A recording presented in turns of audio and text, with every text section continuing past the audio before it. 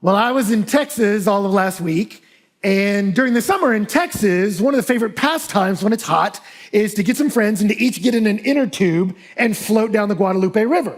And had a buddy that was telling me a story about him doing that with a group of friends, that they all got in their little inner tubes and were floating down the river, and then they got a separate inner tube that held their ice chest filled with beer.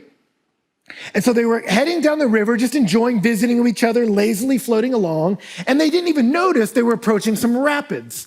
And as they were approaching it, they realized, oh, we weren't quite prepared for this. And one of the girls that had been visiting with them had her back to the rapids. She was talking to her friends, and she realized, oh, I'm in a position where I'm gonna go backwards into these rapids. Probably not die, but you could get banged up a little bit. And so she realizes, oh, this is bad. And these guys realize, hey, she's in an insecure situation. And then it dawns on them, wait, she's not ready for this moment. And neither is the beer. The beer's not secure either. And so they run into a crisis. What is about to happen? And in that moment, my friend said he made eye contact with another buddy as he's seeing this burgeoning crisis. And this girl notices them noticing. And so she yells out, help me. And then in a moment, both men assess the situation, briefly make eye contact, and then simultaneously both leap for the beer. And as she descended the rapids, she screamed out, I saw that! And didn't speak to either of them the rest of the trip. Why do I bring this up? For this reason. It's fascinating, nothing like a crisis to show you what you really care about, right? It's in the crisis moment we see, what do you really value? What do you prioritize? If you have to choose in the midst of a drama, which one will you grab for? Which one are you looking to for your source, right? It's why we love the Olympics. The Olympics brings human beings into crisis. And in that crisis moment, you see some people choose the most heroic and redemptive acts in history. It's inspiring to watch the best come out of humanity. And yet also in some of those moments of competition, we see some of the worst, egregious cheating and deception ever. That you've heard the old statement, when you squeeze somebody, you see what comes out of them. And in crisis moments, we get to see what we really value because we see the choices you make. And I bring this up because that's where we are in this text. We're in a crisis moment. Jesus is bringing them to a decision, and he's going to ask people, which direction are you going to go? In the midst of a difficult day, you're either going to run towards self-absorption or you're going to run towards radical self-donation. You're either going to curve in to care about you or you're going to stretch out to care about them. We're at a crossroads in a crisis, and we're going to see which direction we go. And I bring that up because that's where we are as a society, I think. We're at a crossroads, and Jesus is going to challenge us. In the midst of a difficult day, will you live by fear or will you live by faith? Will you be driven by your fears or propelled by faith? And he's going to do it in an interesting moment. So I'm going to set this up and you'll see where he's going. Jesus, in the moment we jumped into, he's having a pretty intense conversation with his people. He's sitting with his disciples and he's saying, hey, this mission that I'm on, it's building a kingdom of God, that the world is broken, but I've come to heal it. The world is in chaos. I've come to build a kingdom where you can flourish if you trust me. He's saying, I've got a mission, and if you get onto this mission, it won't necessarily solve all your problems. It'll create some. That as you proclaim my name to people, there'll be people that reject you. And he says, and they may imprison you. They may bring you before the authorities. And he says in that moment, I don't want you to be scared because the very Spirit of God is going to fill you. And you would expect that he would say, the Spirit will fill you and set you free from prison. But he doesn't say that. He says the Spirit will fill you and tell you what to say while you're in prison. And I'm sure they were thinking, and then get us out of prison? But notice, I don't want you to miss as we jump in, Jesus' perception of himself. He's not just a self-help teacher trying to help you improve your life. He's saying, I have a mission that's worthy of your life. And to be clear, he has a mission, he says, it's worthy of my life. He will die for this purpose set out before us. And then he says, and I want you to do the same. My sacrifice is to procure your salvation, to reunite you to God. But your sacrifice is to proclaim it to a lost and dying world, that God has done something decisive about the brokenness in us. He sent a hero. He sent a healer. He has sent Jesus. He says, and this message will bring opposition, but I want you to not be afraid. Let the Spirit of God fill you and leverage your life for a mission that's worthy of your life. He's saying there's a bigger story here that's worthy of your life. We all want a purpose bigger in us to give ourselves to. And Jesus said, I've got that. It's this. Don't be afraid. Go forward. And yet in the midst of that very intense call, a guy in the back goes, hey, Jesus, tell my brother to give me some money. Just the opposite direction. That Jesus is like, I'm telling you to lay your life down for my mission. And this guy goes, hey, this is an opportunity to get some money. So leverage your life for the glory of Jesus and the good of others, or leverage Jesus for the good of you. And this guy, talk about adventures and missing the point. He just sees an opportunity here. Jesus, give me some money. And you can tell it kind of throws Jesus off. Jesus is like, man, who made me the arbiter between the two of you? And then Jesus decides to make him an object lesson, which is a little cold-blooded. Did you notice in the text it says, then he turned to them, he looks at the crowd, and he was like, hey, guys, take care. Be aware of every form of greed. That's pretty messed up. But you get the idea that maybe it had caused some confusion in the crowd, that Jesus is teaching about lay your life down, and this guy's like, give me some money, and the people in the crowd are like, maybe his brother should give him some money. I don't know. I like money. I'd love someone to give me money. Yeah, I can buy many goods and services. And Jesus is like, whoa, stop. Hey, listen, everybody. Beware. Be careful of every form of greed. And he doesn't just talk about money. He's like, every form. And some of us, we're talking about our possessions, but he's saying, hey, it's not just about money, any form of greed. Some of you are like, well, Ben, I know the love of money is the root of all evil, but I'm a millennial. I got no money to love. So sermon's easy for me. Like, careful. Some of you don't have a lot of money, but man, you jealously guard your likes and your follows. And you go, I don't want money. I just want fame and power. And Jesus is like, be careful, because a preoccupation with your possessions can derail you from your mission. God made you for something big. Your soul is valuable. It's eternal. Don't spend it on temporal things. But beware, a preoccupation with possessions will derail you from your mission. He says your life's about more than possessions, whether you have a lot or a little. And to illustrate that, he starts to tell this story, a parable. Parable means, it's a combination in Greek of the words para and bole. Bole means to throw. Para means alongside. It's like, I'm trying to make a point. Let me throw this story next to it so you see what I'm talking about. And he tells a story about being aware of the danger of greed. And yet what's so disturbing about the story is how reasonable and rational the man appears in the story. And Jesus starts telling the story about this guy, and as he tells the story, he says, the land of a rich man produced plentifully. So this guy owned land, he owned a region, and in an agrarian context, he had a bumper crop. That's a good thing. Everyone would envy that man. They would even say he was blessed by God. They're like, man, that's freaking awesome. I would love to have a huge crop. And yet that good news creates a dilemma.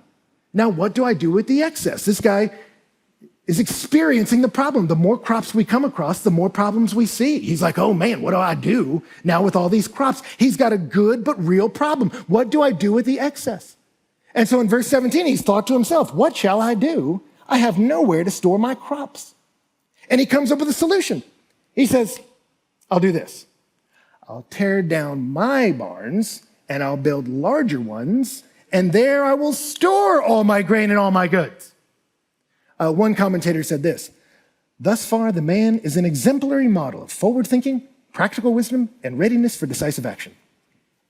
It's not a bad plan. I've got excess. What do?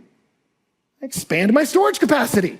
Right? I expand my investment portfolio. So far, everything's good. But then he continues, and I will say to my soul, soul, you have ample goods, laid up for many years. Relax, eat, drink, and be merry. So he resolves his problem. I'll store these things, but then notice his direction. He stores these things with a view to self-indulgence and comfort. And he quotes the hedonistic mantra, I will eat, drink, and be merry. And then Jesus ends the story with a shock. All Jesus' stories have a shock. He says, but God says to him, fool, this night your soul's required of you, and the things you've prepared, whose will they be? This is bad, incidentally. You don't want to die and then have the author of life assess your life and go, well, that was kind of dumb. What? Yeah, your whole life, like your decisions, bad choice, like you don't want to be there. And so you go, what's the guy's problem? Was it wrong that he made a profit? No. Was it wrong that he wanted to save it? No. The Bible celebrates saving. In the Old Testament, it's in Proverbs, it's seen as wisdom. All through the New Testament, we're told it's a godly thing to store up money for the sake of your children and your aging relatives. The Bible celebrates saving. It also celebrates enjoying. You're meant to enjoy brunch. That's fine. But notice the key language here is in verse 21. Jesus says, and so it will be for the one who lays up treasure for himself and is not rich towards God. The problem's not his profit. The problem is his pursuit. That he says, I'm going to take this and make it about self-indulgence rather than self-donation. I'm going to grab this and make it about me and not about you. And here's the danger. Possessions can disrupt your God-given mission. That earthly possessions can keep you from your heavenly calling in life. That's the problem. The danger of possessions is they distort your perspective and they derail your purpose. That's why he calls him a fool. A fool in the Bible is it's a technical term. They lack perspective. They don't acknowledge that God built this world and knows how it runs, and they don't work within his prescribed way of running it. So they think I can do my actions and experience no consequences. That's foolish. It's amending out critical data. God rules this place, and he has a purpose for this place, and your soul is valuable. It's eternal. Don't aim it towards temporal things. Aim it towards eternal things. And this guy's called a fool. Why? Because that money, those possessions can distort your perspective. What was the distortion? Jesus hinted at it, if you'd missed it, with the pronouns. Did you notice as the guy talked, it was my crops, my barns, my grain, my goods, my soul. You wonder why he was talking to his soul? That's my soul. And Jesus says, you're a fool because tonight your soul will be required of you. Did you catch the verb there? Required of you means what? It was on loan, and I'm calling in the loan. So this guy's like, I own everything. And Jesus is like, that's right, except life. You borrowed that. I gave it to you, and I gave you your life for a purpose that's bigger than you and worthy of your life. And if you take that life and aim it at temporal things, it's a misappropriation of funds. You missed out on what your life was supposed to be about. It's a bad perspective that you think money gives you autonomy. Money does not give you autonomy, and it doesn't give you authority. It's not something you're meant to use for your own benefit. It's something you're meant to steward for others. So save for others, provide for your family, provide for you. But your life is about more than just the storage of possessions. It's about a mission of the glory of God for the good of humanity.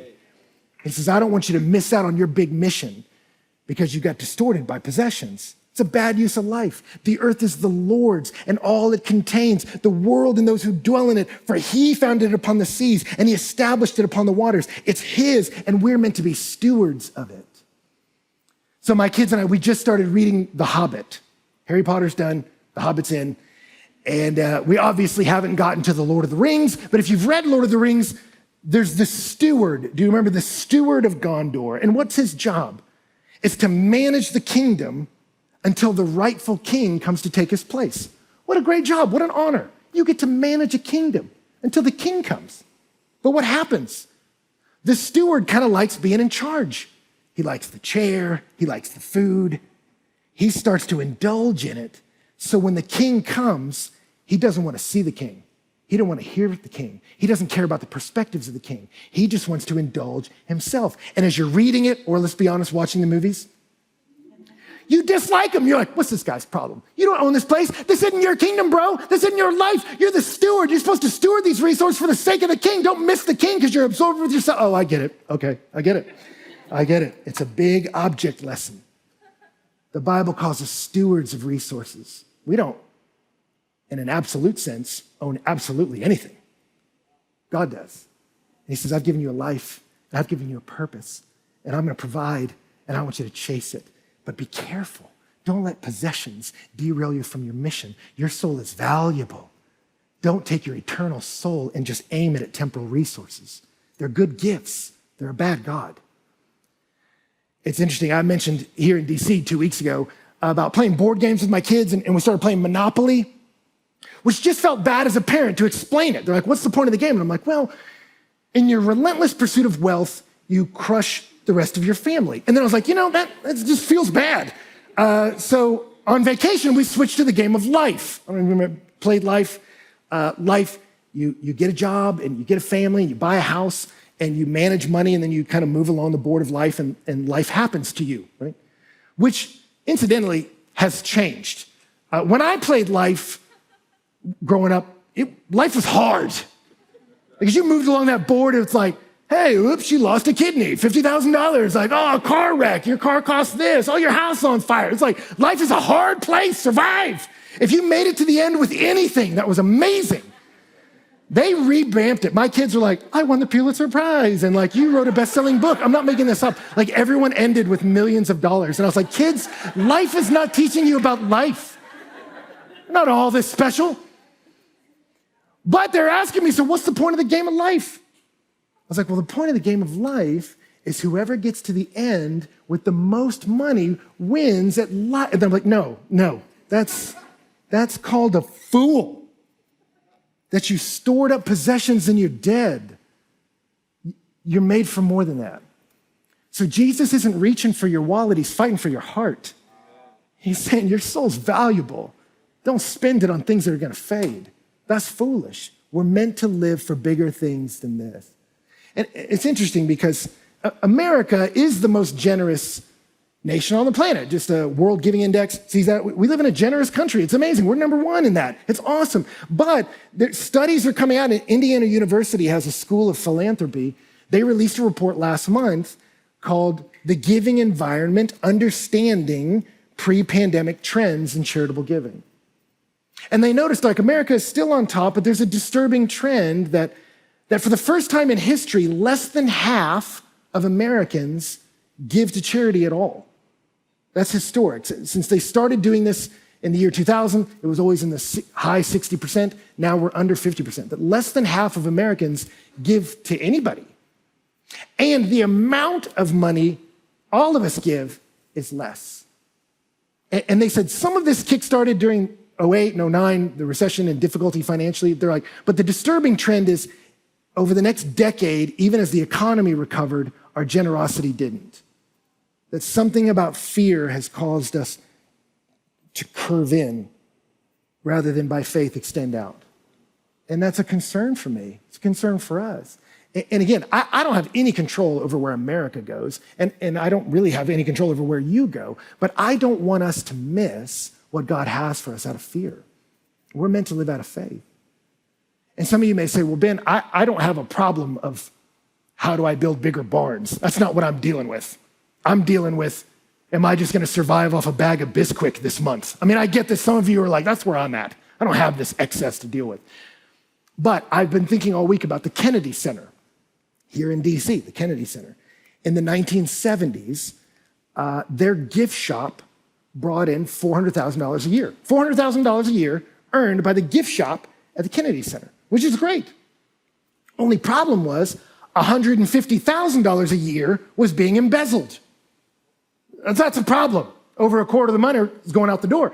And back then, it's the 1970s, they used cash. Many of you in this room aren't familiar with that. It's like this piece of paper and kind of cloth, and you use them to exchange for goods and services. Cash was all they had and someone was walking off with it. And so it became this problem, like, dude, somebody is walking off with 6 figures out of the Kennedy Center. That's messed up because this exists for the furthering of the arts. Everybody here is donating their time. Everyone who works in the gift shop is elderly and they're donating their time because they want to further the arts for society, and someone's pilfering 6 figures out of it. This is messed up. And so they hired like an investigator to investigate it, and they set up cameras and they start tailing the guys, like the managers. They're like following them home and seeing what they do with the money. And finally this investigator discovers who's taking the money. And so they sit the Kennedy Center down and are like, we found him, aha! And they're like, who is it? He's like, it's everybody. He said, it's all y'all. There's no one person. He said it's the aggregate of almost everyone who works here. He said some person will be like, oh, the new t-shirts are in, yoink. Someone else is like, I love this coffee shop. I'm gonna give it to my child, right? And someone else was like, oh, I need some money for a cab fare. I only got a little bit. I take a little bit of cash out here. And they said, it's dispersed around all of you. There's not one big, horrible, mean, selfish person ruining this for everybody. It's all our little tiny acts of selfishness that are taking away from our stated mission 6 figures worth of funding. And my fear for us as a church is not that there's some bad guy in here, like, let's find him, everybody, get him. Like, that's not the problem. Like, God's purposes are thwarted because of you, sir. Like, that's not the situation we're in. But I think if all of us realize that a little bit of fear has come in and it's caused us to close in, and if all of us do that, man, we start to shrink back from our stated mission. And my fear is that a lot of funding and a lot of good will get lost, not because someone in here is a nightmare, but because all of us just backed up a little bit from God's calling on our life. And I want to call you to a bigger story than that. In the midst of a day of crisis, people need to see us live by faith, that we live by a bigger story. We live by a different creed. And here's the greatest thing about this. Jesus is going to challenge us, but here's what I love. He doesn't shame us. The rest of this sermon is not shaming us, like, how dare you keeping your money. He doesn't do that. That's Ebenezer Scrooge. That's not the Bible. You remember Christmas Carol? Scrooge is a bad guy, hoarding all that money, miserly, won't even give Bob Cratchit a single piece of coal and is freezing outside. It's messed up. And so what happens? The supernatural world has to jack with this man to get him to loosen up. But do you remember how they do it? It's all shame-based. Look, you had a mentor and you blew him off. How dare you? You had a girl, you could have married her and you didn't marry her, and now you're gonna die and everyone laughs and doesn't care about you. And he's like, no. And out of shame and fear, he starts giving away money. Don't kill me, Tim, buy a turkey. And it's all this fear-based motivation. The Bible does not do that. Jesus turns the corner and doesn't start shaming them for their fear. He invites them to look up at their Father. And he says, I'm calling you to something great, but I'm calling it to you, but let me comfort you first. Before you give anything, you need to receive from me. And it's faith in a heavenly Father that will free you to be generous. Isn't that great? The Bible doesn't shame you into action, it loves you into action. When you understand that God is your dad and he loves you, faith in God will free you to be generous. That's the rest of his argument. As he moves through it, he says to his disciples, I'm telling you, don't be anxious about your life. He realizes that beneath a lot of our hoarding of possessions is a fear. Man, if I don't do this, no one's gonna take care of me. No one's gonna look out for me. I'll be alone, I'll be hurt. We're scared. It's not selfishness, it's scarcity. And he says, don't be anxious about that. What you're gonna eat, what you're gonna drink, your body, what you'll put on. Your life is more than food, the body more than clothing. He's like, there's a bigger story playing out here. I don't want you to get caught in this little story. There's a bigger one. And he tells him, in your life, living is about more than having. Don't get caught up in that narrative. Living's about more than having. And you're valuable. That's verse 24. Consider the ravens. They don't sow or reap. They don't have a storehouse, but God feeds them. He says, you're of much greater value than birds. It's interesting, 2 weeks ago when we studied it in Matthew, he just said birds. Now he kind of elevates his illustration to ravens because no one liked ravens. They were the dirty bird that ate on trash and fed on filth. And so he picks the worst bird, like no one likes ravens. He's like, God even feeds the ravens. And he likes you way more than them. He's like, so your living is about more than having, and you're valuable. God likes you. He's gonna provide for you. You don't have to be scared about that.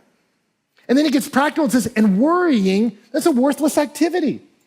He says in verse 25, and which of you by being anxious can add a single hour to a span of life?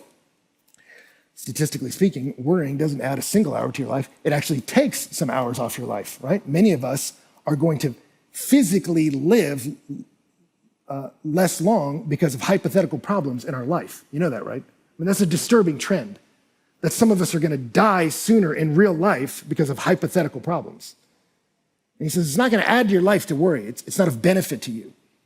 And then he says, and then if you're not able to do as small a thing as that, like add to your life, which I love that. That's like some ontological flexing from Jesus. If you can't do, a small thing, like extend your life, you're like, okay, I get it. Because he's like, that's a small thing for me. That's small stuff. You can live longer. No, not sorry. He says, you can't do that. So all this worrying is not productive for you. Your living's about more than having. You're valuable. This is a waste of your time, and your time's precious. And so trust me. Don't live out of fear. Live out of faith. And that's that last piece where he says, man, look at the lilies. They're not working. But even Solomon in all his glory was not arrayed like one of these. But if God so clothes the grass, which is alive in the field today and tomorrow's thrown into the oven, how much more will he clothe you, O you of little faith? He said it's a faith issue. If you trust me as a father, it'll free you to be generous. He says, so don't seek what you're to eat or what you're to drink or to be worried. He said the nations seek those things, and your father knows you need them. I love it. What he's doing here is calling you to live out your faith. If you don't think there's a God, then none of this argument makes sense. Then you do just eat, drink, and be married because tomorrow you're dying. But if you believe there's a God in heaven that made all this, he has a purpose for all this. And Jesus says he does, and he wants you to live in that purpose. It will fill your soul, and he will provide for you as you pursue him. It's a promise he's making you. And he says, man, when you know God as a heavenly father, that'll free you to be generous. On the flight home this weekend, my daughter, there was a little kid in the seat in front of her, and he was like turning around and like trying to get her attention, make eye contact, like look at her and sort of connect with her. And so she just was watching him do this. And then she grabbed her little backpack, unzipped it, pulled out this big lollipop, and just handed it to him. And I was like, wow, that was unprovoked generosity. What was that? And I don't just tell this story to let you know how awesome my children are, although they really are great. I was looking at him like, what prompted such a selfless act of love? And then I realized, we were at this friend's beach house all week, and my friend told me as we got there, hey, I just want to let you know, I bought your children more candy than I promised they've ever seen in their life. And he did. The pantry was full of it. The freezer was full of it. They ate more candy in 3 days than they've eaten in the rest of their life combined. It was insane. It was completely out of control. And so they realized, I'm fine. There's no candy scarcity. I'm not worried. And that freedom from anxiety just led them to generosity. You get a lollipop. You get a lollipop because I'm not worried about me. I got sugar for days. And that's what Jesus is saying here. God's gonna feed you. God's gonna clothe you. You live according to his mission and he'll meet your material needs. You seek me and I'll provide for you. That's the promise he offers us. That's the freedom the world doesn't know anything about. That he says, fear not, little flock. Why? Because your father delights. It's his good pleasure to give you the kingdom. He wants to give it to you. And so I love it. He turns the corner then and says, so sell your possessions and give to the needy. Which I love about that because he anticipates that there'll be some people in the crowd that are like, hey, this is all great, but I don't have any money. And I just love that Jesus is like, oh no, that's fine. Just sell something. And then you'll have the money to give to somebody. Because there's no way out of that. You're like, oh, well, I mean, yeah, I could, okay, all right, let me go home. And like, he's got you. He's good. No, it's fine. Sell something and then give him money. He says, and you'll get treasures in heaven. And what are the treasures in heaven? I don't have time to unpack all this. I don't think he means like you'll get a bigger mansion when you get up there. What's eternal? The only thing around here that's going to last is the souls of human beings. That's what Jesus is fighting for. Again, he's not fighting for your wallet. He's fighting for your heart. It's like the souls of these people are valuable. So take your possessions, provide for yourself, and then pivot and use your possessions for your God-given mission of the glory of God for the sake of people's lives. And when you get to heaven, there's a celebration around that. I've told the story before. First time I ever went to NASCAR. Only time I ever went to NASCAR. I was at church, and some friends came up afterwards and were like, hey, we got tickets to this NASCAR race. Do you want to go? And I was like, yeah, sure, let's give it a shot. And so we got in the car. There's 4 of us. And as we're driving there, I asked the girl who had the tickets, hey, how many tickets do we have? And she was like, I don't know, like 100? We're like, what? She's like, yeah, it was like this party that didn't work out, and so they just gave me all these tickets, and we got to do something with them. And the guys in the car were like, let's sell them. We're like, this is awesome. We're going to get rich off these NASCAR people. But then the girl was like, what? No. She said, freely these have been given to us, and so freely we must give. And we were like, oh, man, like, it sounded Bible-y, and we're like, oh. But we get there, and there's like a long line at NASCAR, right? So apparently there's like more people want to get in than there are seats. So you can feel the anxiety just radiating off this line, okay? Lack of certainty. So we walk up to this line, and she walks up, and she was just comes up to someone in the middle of the line, like, hey, how many people you got? I said, like 4. She was like, all right. Breaks out 4 tickets and hands it to him. And you can see, he sees it as suspect. Like, what is this? Some sort of coupon? Like, what do you want from me, woman? And you see, like, he's not buying any of this, but he's waiting in line. What else is he gonna do? So he like gives one of the tickets to his kid and he's like, I don't know, see what that does. And so the kid goes up to the gate, hands it to the agent scans it, lets the kid in. And the kid's looking back at the kid's family with disbelief, like, I'm going to NASCAR, bye, I love you. And off they go. And you see this family's instantly confused, like, what is this? Who are you? Why is this happening? How is this possible? This doesn't make any sense. And they're like tearful and people are hugging her, like, oh my gosh. And so they go into NASCAR and like, bye, thank you. And like, it's this powerful moment. And so instantly, any impulse to get rich is gone out of the rest of us. We're like, dude, this is freaking awesome. And so the rest of the time, we're walking on this line like, hey, how many people you got? Pop, pop, pop, bam, like handing it to people. And then the craziest thing started happening. They started orbiting us. Like no one was running up to us like, give me those tickets. But people would just kind of get around us and we're like, hey, you love NASCAR? I love NASCAR so much. Did you see my airbrush shirt? Did you see my airbrush kid? Like he's not even wearing a shirt. I just airbrushed him. We love it so much. And we would just hand out tickets. We had a blast. It was like the most fun. It was more fun than watching the cars. But we handed them out to everyone. And then when they were done, we were like, we had our tickets. We're good. So we're like, let's go into NASCAR. But as we were saying bye to these people, we thought literally it was like, bye, have a nice life, see you later. We didn't think about, hey, this is a block of tickets. So we walk into NASCAR and turn the corner, and there's like everyone we let in. And so we walk in, and they're like, ah, we're like, ah, like we didn't realize we were throwing like this huge NASCAR party. And then all of a sudden they're like, ah, like raging together at NASCAR. It was thrilling. Why? Because man, rather than hoarding, we were giving. And there's a blessing to that. You're built for that. Now, how was I able to be so generous? Because I knew I was taken care of. I got my tickets, man. I'm getting into NASCAR. I'm good. And he's like, little flock, your father delights to give you a kingdom. You don't got to be scared. He's gonna give you, the world is yours. So don't live in fear anymore. The nations that don't know God do that, but you know him, and not just know him, you know him as a dad. Your daddy's got you. So don't be curled up in fear. Be extended out in faith. Trust him and believe. He's got a purpose for your life that's bigger than just possessions. He's given you a mission that for the glory of God, you would extend to people the grace of Jesus. And as you materially bless them, they might just give their souls to the God who saved yours. Live like that. There's a thrill to that. There's treasure to that. And I don't want you to miss it. So it's interesting, when Don and I were preparing to move here, we left a ministry called Breakaway. Doug, who did awesome during giving, by the way, mentioned that we led a ministry called Breakaway. And as we were transitioning out of Breakaway under great circumstances to come to Passion and move to Atlanta, their parting gift to me was to give money to a Bible translation effort so that a people group that did not have a copy of the scriptures in their heart language could get it.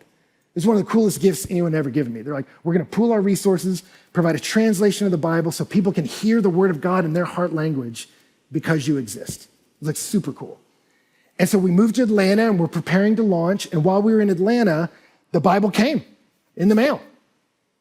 It was this people group in Ethiopia. It's unbelievable. I can't read a word of it, but it's so cool. And you look in the front and there's the picture of the day they got it and celebrating how cool. I was like, this is awesome. And so we put it on our mantle. We're like, man, this thing's incredible. And we put it on our mantle and we were prepping to launch this. And while we were prepping, someone had mentioned to us a nanny. And so she came to our house and we met this girl and she walked in our house and she was like, hey, it's good to meet you all the kids. And then she looks on our mantle, walks right over, picks this up and goes, why do you have this? Like what? And she was like, why do you have this? Where did you get this? Why do you have this? And it felt a little like, I didn't steal it. It was a gift. Like, what? Why? And she grabbed it and she was like, this is my people's language. She said, my dad just got this. My dad just got this. Got the word of God in our language, in his language. And she was like, why do you have a copy of this? And I was like, because some poor college kids decided, just one of them leaning in is not going to accomplish much. But if we all lean together, we could see some things change. And I got to tell her about the faithfulness of many who gave above so we could go beyond. And I'm telling you, seeing it connected to a face and a family and a father and a story, you go, there's no greater life than that. Maybe Jesus is on to something when he says your life is about more than food and clothing. It's about more than that. Your soul's precious. Don't take your eternal soul and aim it at temporal things. Use those temporal things for an eternal purpose. Don't let possessions derail your purpose. And so that's why, and above and beyond, Brendan mentioned it, we're going to give to support Bible translation, that some people groups in the world that don't have a copy of the scriptures in their language will, because of the generosity of you in Atlanta and us here. That's amazing. That you might mess up the rest of this month, do nothing of value in August. But if you decide to lean in with us next week and above and beyond, there will be generations of blessing behind you for that. That's a cool thought. And then Brendan mentioned there's some organizations in the city we were partnering in through Love DC in Atlanta. You're doing it through Love Atlanta, where we're looking at organizations that are helping. In DC, we're primarily looking at ones that are helping kids in the inner city get resources to be educated and cared for so they can advance in life. You want to lean in with us, you're going to do that. That not just be a user of the city, but a giver to the city. That's a cool thought. And then Brendan mentioned it. We're launching something called the Future City Initiative. And I'll tell you what it is briefly is we discovered something as a church that everyone in here knows, that DC real estate is expensive. Surprise. And it moves quickly. And everyone who's ever rented or bought something here knows that. It was shocking to me as a Texan when we came in to rent a house. And the guy was like, do you want this one? We're like, I don't know. Well, think about it. He's like, you better think quick. It's about to sell this hour. What? Sorry, he just bought it. I'm like, who are you? What's happening? And you realize real estate moves very fast. So it's expensive, it moves fast, and it's available in unique ways because of the crisis of the last year and a half. And so we realized, you know what? I had a friend tell me this. He was like, Ben, as challenging as the season has been, maybe one of the benefits is you could get sewn deeper into the fabric of DC than ever before. That the reality is that the lack of autonomy over a physical space has in some ways impeded our ministry, that we're not able to have Passion Kids in Bloom right now. We've had all kinds of challenges with community groups. Many of you are asking that, and you're like, because we rent all these spaces and there's challenges with it. And we may be renters for a while, but we're looking at this opportunity to sign some long-term leases or some opportunities to purchase. But what we've discovered is they all go really fast. And so we wanted to have a property to show you, but literally every property that, as we've gotten real estate agents and architects in, every property has been gone in less than a week. We're like, oh, look at this neat. Nope, okay, all right. Oh, look at this. Nope, all right. And we realized they just all go really fast. Opportunities around this building, if we stay here, opportunities around this, opportunities just down the road. So we love staying at the Howard. We'll be here for a while, but there's opportunities to expand ministry, but you just have to have a down payment for that. We don't. The good news is, a couple of years ago, the folks in Atlanta, you gave above your operating expenses to go beyond to a new city.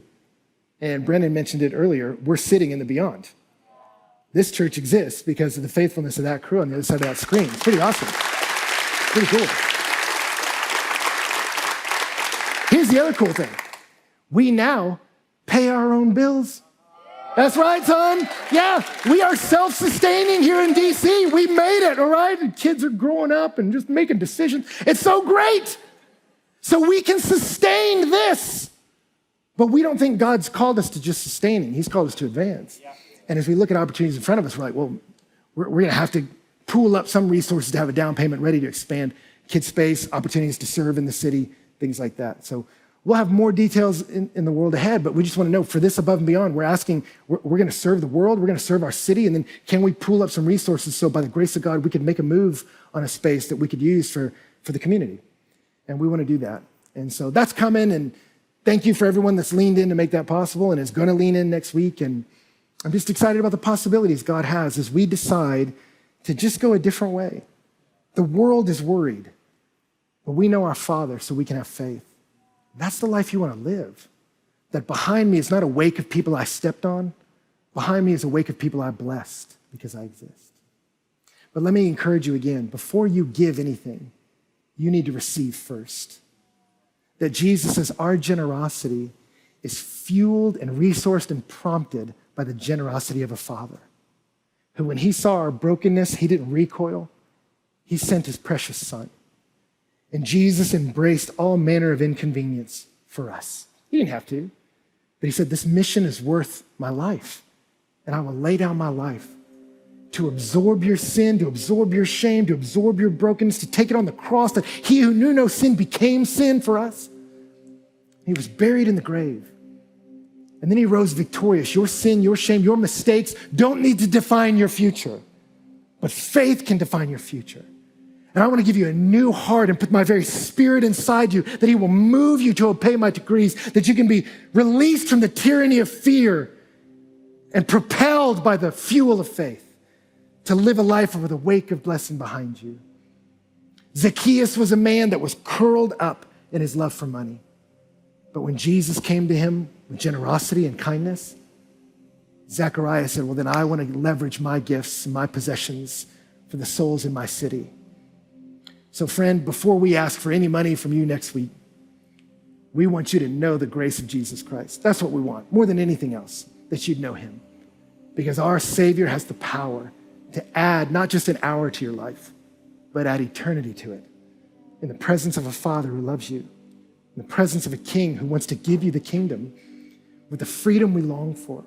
There's a purpose available in Jesus that is worthy of your life. Don't miss it. You've got a mission. And it starts by saying yes to the King.